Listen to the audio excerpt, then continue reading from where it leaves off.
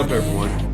This is an important video. It has to be very important. This almost might be the most important video of the entire series. And let me explain why. This is where all the ideas come from. This is where you're starting to put everything that you've learned over the last couple of days and put it all together. And so you're going to get all these baits and all these ideas, and you've got to figure out where you're going to go first, what you're going to do, what you're going to throw. Now, I have some baits I know I'm going to throw. I also have what we all call as maybes. Maybe I'll throw this, maybe I'll throw that. In certain situations, since I didn't get bit everywhere, like I saw fish in places, I'm like, hey, I think this scenario or this bait in this scenario will work. I'm going to rig those things up just in case, okay? But we're going to go over what my game plan is, because that's essential. Because here's the deal. What we're doing in this entire series is showing you how I fish. I'm not saying it's the right way, but what's going through my mind. Maybe it's different than what's going through your mind. So if I don't show you this, maybe you have this idea of what you would go do in all these scenarios. I'm just going to give you what I think I'm going to go do, right? So as the tournament starts tomorrow, what I'm thinking about is this. Where do I start? Okay, what do I do? So if this is the first time watching this video and you're a little confused, go start from episode 1 and it'll make total sense. I promise you guys, it'll make sense. It's a whole bunch of fishing. This is the only one that's not, but it's a whole bunch about baits in this one. Baits and where we're gonna go, okay? Now, I bring all this up for one reason. Y'all know how I think about tip videos, right? And bait videos. All these tip videos, right, that everyone does, they're just videos on baits, on how you should like mess with a bait and do all these different things. And to me, most of the time they're pointless. The series is about figuring out the fish and what to throw on them and do all these things. Very little of it is about the bait and about messing with a bait to catch a fish. Those baits are all out of the package, basically the way they are. They all catch fish. Those little tip videos that guys are doing, if you're not ever throwing around a fish, the tip never works, right? That doing whatever to that bait doesn't work if you're not throwing around the fish and understanding all that. So that's why I think this series is so important. Secondly, and this is the biggest one, guys, okay? So listen closely on this one, especially if this is something that you're not used to. What you see on so many YouTube videos is not reality, guys. And what I mean by that is, yes, they are going out there and catching fish on a lake, but sometimes they're going to the best lake in the country. They're going to ponds, they're going to private water. They're going to all these different things. They're doing it on their time when it's working. This is real life. Like I can't have a do-over. This is during the tournament with 200 people, pressure, everything's going on. This is the reality of fishing. In fact, this is probably harder than what you're normally used to. Because 9 times out of 10, you're probably not going to be going out there on the water with all these people that have been practicing every day. So this is just in my opinion, a true reality of fishing, not something that is kind of manufactured for YouTube. Okay, just throwing that out there. So let's begin. Hey, I want to throw this in here real quick. Most of y'all know that I'm just a straight shooter. I just show y'all how I catch fish on baits. It's mainly a fishing channel, right? So many of y'all want to know the baits, the rod, the line, the reels, all that stuff, which is great. And sometimes I leave that out. That's why I'm doing this, to show y'all the baits. I'm also, in my description, putting links. The links are to Omnia Fishing. They've been awesome. They've really wanted to help me out. And so I'm working with them. I'm trying to get all the baits that I normally throw, all the things that are so hard to find. They're trying to get all of them. And I'm going to have links in my description. Okay. So if you go to my description, you're going to see links to all the baits, as many rods, reels. If they have it, I'm going to put those links on. They are working very hard to try to get everything I use at their website. Okay. So you don't have to look for it or anything, or if you have a question, They're literally, it's just a click away and it's gonna take you right to it. So if I show the Hybrid Hunter, it's gonna go right to that Hybrid Hunter. Okay, it's gonna go right to that rod, right to that reel. It's gonna make things so much simpler if y'all like some of that stuff. Secondly, I have quite a few questions about this private channel I do. Okay, it's a very small private channel I do, and if you ask, most of the guys all watch this stuff. They're commenting constantly. They will tell you they absolutely love it. It is a more in-depth, personalized channel. I mean, you can ask me personal questions. I'll do videos on your entire personal question. It just happened a couple days ago where a guy asked like 9 questions. I did a whole video just for him, just to answer his 9 questions. I do other videos. I've done another series like this that's not public. It's a whole 10 or 12 episode series on another lake. I do a lot of different things like that. So I'm just letting you know that that's available if y'all like to join. Just go to the main page of my YouTube channel. I believe you have to do it on a computer, not your phone. And there's this little button there that says join. I'm actually going and making other videos about Alabama waters to where I go crazy in depth for 30, 45 minutes in depth about each day, more and more about what's going on in this video. Really in depth, really insightful. I mean, we get into it, right? About everything. It's something to look into if you like stuff like this. All right, back to the video. So if you've watched every one of these videos, you're gonna understand everything, okay? I'm a semi-early boat number. I feel like I can start on that grass by that bridge, by the causeway where it meets. I feel like I can get a bite or two there. What's great is, it's only about a mile from takeoff.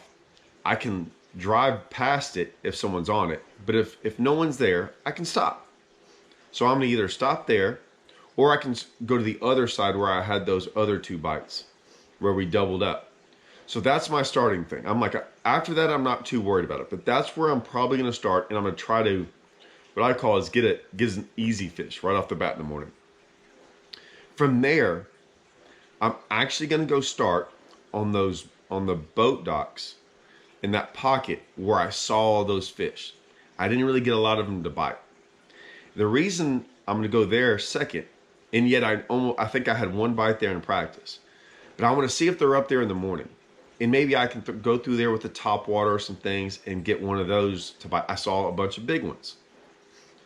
From there, I had these little bitty subtle spots in the grass that were holes in the grass and things. And I showed y'all where I got bit. They're really close, about a mile or 2 away from there. And I'm gonna go run those real quick again because they're grass fish, and I think those fish might bite in the morning. That's my plan. Remember, I did have some bites on a frog on my pad perch around some docks, and I saw some big ones. Now, I also know what time of day that was. It was around 11:15, okay? I remember looking down and going, okay, because sometimes when they wolf pack like that, it's a time of day thing. So I didn't want to go over there till around that time.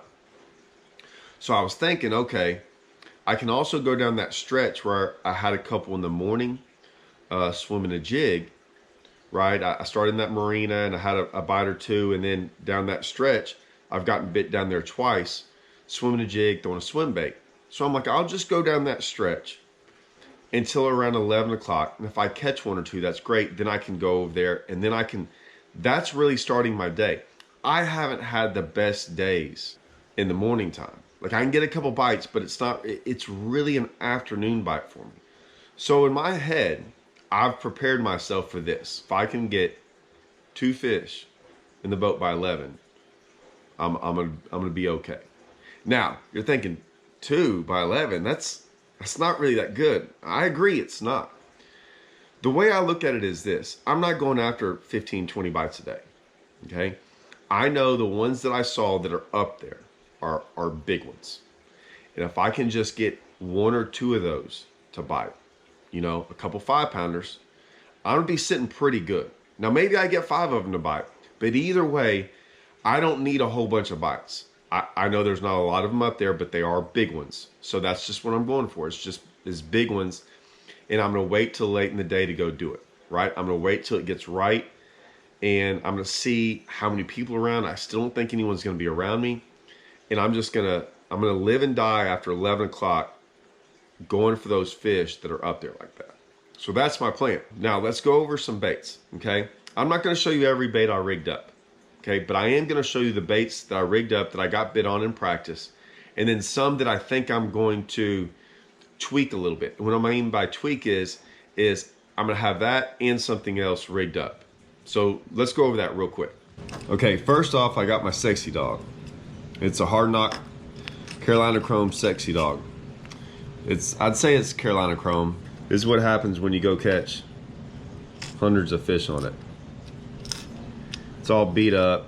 The bottom's more bone than chrome, but that's it. That's what I'm gonna throw. That's the one I've been throwing.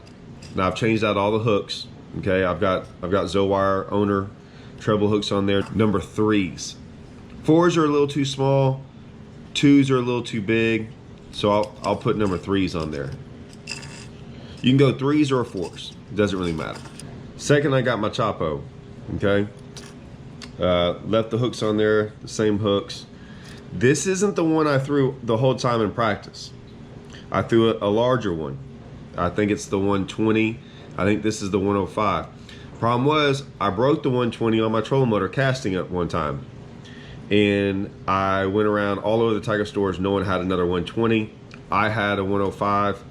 I was a little worried about that. Like I did a lot over my off day to go find one. Could not find one. So I ended up throwing the 105. We'll see. All right, Hybrid Hunters. These are basically the two colors I threw. I threw them in the regular one and the shallow one. Now, both of them are interchangeable. And what I mean by that is I'm not too worried if I throw that one shallow or deep, shallow or deep. It's just the two colors I threw. I could throw either one of them depending on clouds and sun, whether I wanted to throw it, the color.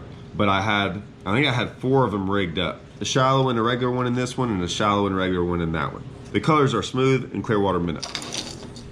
The second is a Hike Attack Pad Perch. Let me get that out. This is the warmouth color. Now, I only had one of these. I couldn't believe I didn't have more of them. I don't know what I was thinking. I thought I packed a whole bunch of Pad Perch. I only had one color, that was it. So we're gonna hope that lasts. All right, next I have 3/4 ounce structure jig. Paired with a Rage Crawl, regular size Rage Crawl, and a 3/4 ounce jig. I was swimming that jig, all right? And I was skipping it in docks and doing some things, but I really just had it, a bigger one, right? This 3/4 ounce one, which I know I was only throwing it in a foot or two of water, but remember, I was reeling it very, very fast. And this will get deeper than a 1/2 ounce, and so that's what I was throwing in practice. Doesn't mean I'm gonna throw it in the tournament. That's just what I had rigged up in practice. I'm also gonna have this rigged up. This is a 1/2 ounce structure jig, blue crawl with a baby Rage Crawl, okay? Right out of the package, hooked up. This is what it looks like. Now, I did not keep it like this, okay? I actually altered it a little bit. Let me go alter it, and now let me show y'all what it looked like after I alter it. Actually, let me just show y'all. So, there's not a lot of cover where I'm fishing. So, I don't need that big of a weed guard. So I'm gonna take half the weed guard. I'm gonna cut it, okay? I just did that all over my table and now that went everywhere. So now I got a flimsier weed guard, okay?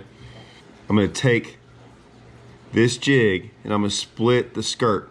What I mean by that is I'm only gonna take the top half of the skirt. I'm gonna get it all on one side like that. So what you have is all that skirt is right there, okay? And right above the head, I'm gonna cut it, okay? So it looks like that. Then I'm gonna trim it around it, like this. Make it all nice and pretty, okay? Make sure you get all the top part. So now it looks like this. See that? Then I'm gonna take this bottom half. You see that skirt kind of goes, I don't like it going that far down. right? It's probably better to do it without the craw in there, but I'm gonna do it with the craw in there. It's not that hard. Just a little bit. Okay, like I said, it's better to do it without that on there. So now you get this. A lot different looking.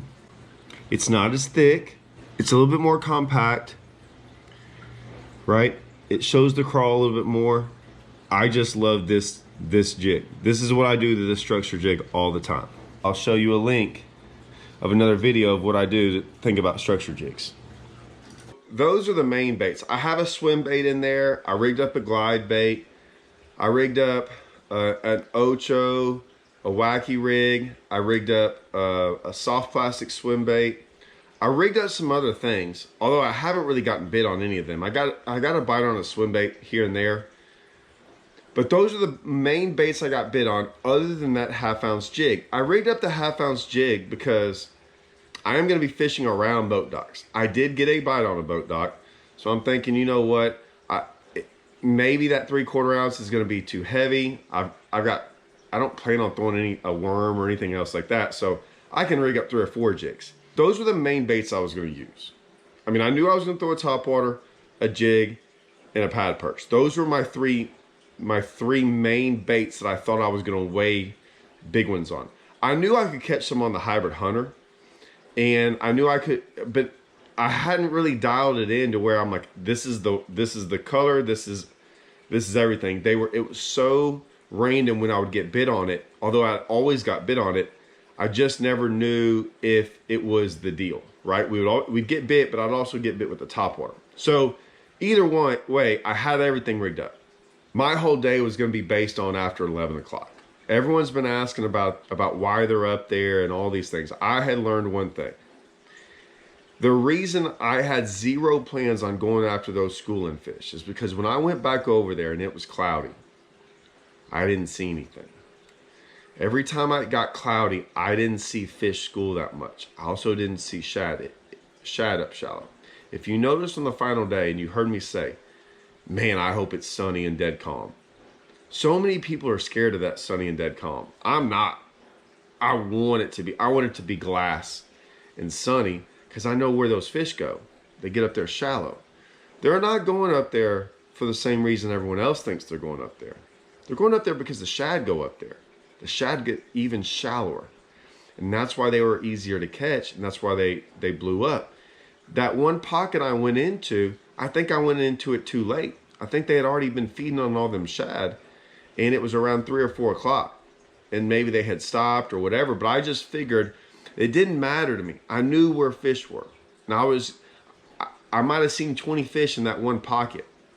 I only need one of them to bite because they were usually between 3 and 5 pounds. So I wasn't worried about trying to get all of them to bite. I figured if I went through there, through my pad perch, I'll get one to react. And it'll be a big one. Because a lot of people are like, well, I'd throw a Cinco there or this or that. I'm like, those fish had shad swimming that far from their face. They weren't eating them. Fish get like that, where they don't care about eating something. They're not in the feeding mood. So throwing a Cinco by one isn't going to get it to react and eat. It had a shad right 5 feet from its face too. So that's why I didn't care about that. I'm worried about that feeding time when I see them up there. If you notice before I went all that, when I went across the lake into those docks and I started fishing around them, I was only there 5 or 10 minutes, and if I throw that pad perch around there, one would blow up on it. Those were, I don't know how far they were coming to eat that thing, but those wanted to eat. And I only needed a couple of those. So that's my game plan. Okay, guys? Next up is going to be day one. This is why this is important. I wanted to let y'all know what's in my head and what I plan on doing. And I'm planning on doing this because I've spent 4 days on that water and understand everything. Right? Now, will I stay with my game plan or will I change? I'm going to ask you that. Do you stay with your game plan no matter what, or do you change? And I'm just telling you, I stick with it, but I have no problem changing. And that's why I think you should pay attention. That's why this series is so good, is because you never know what's going to happen, because it's fishing. It's still a whole nother new day. Stay tuned, guys. It's going to be entertaining. I promise you. I bet you didn't see this coming. All right. Next time on Alabama Waters.